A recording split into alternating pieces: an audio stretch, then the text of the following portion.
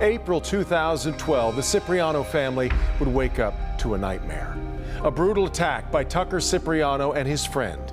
An attack that would take the life of his father, Bob, and severely injure his brother, Sal, and mother, Rose.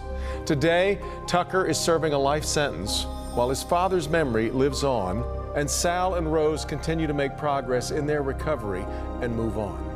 As part of Michigan Head and Spine Institute, we really have more neurosurgeons than almost any other group in the country. On almost any night, any day of the year, if somebody's getting hurt in Southeast Michigan, chances are a Michigan Head and Spine Institute neurosurgeon is being called on to save that life. Without the doctors, Dr. Fahim and Dr. Gilmer, we would not be sitting here. Sal's situation was one situation like that, where he was at the brink of death.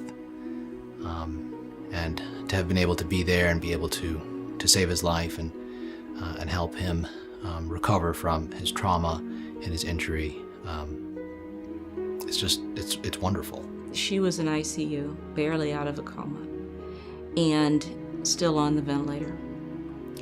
And he was in ICU in a different bed. He had been in a deep coma with a severe head injury. And that day that I was rounding, he started to wake up. He came out of his coma. And he opened his eyes and he followed a command. And I remember going over to the ICU room where his mother was and saying, "Rose, Sal just woke up. Sal's gonna be okay." And I remember her eyes kind of fluttered and she squeezed my hand, and I knew she understood.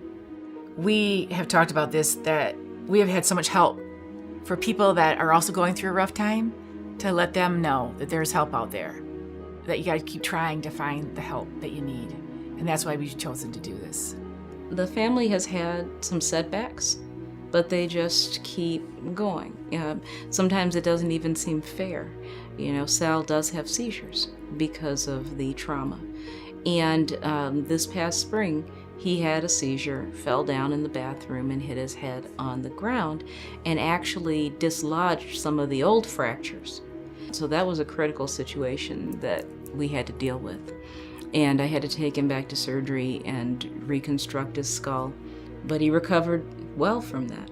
And now you would, again, never know what he's gone through, even in the last few months.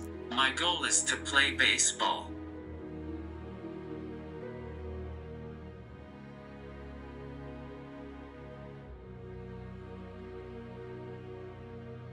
We want to put out a big thank you to the Michigan Head and Spine Institute.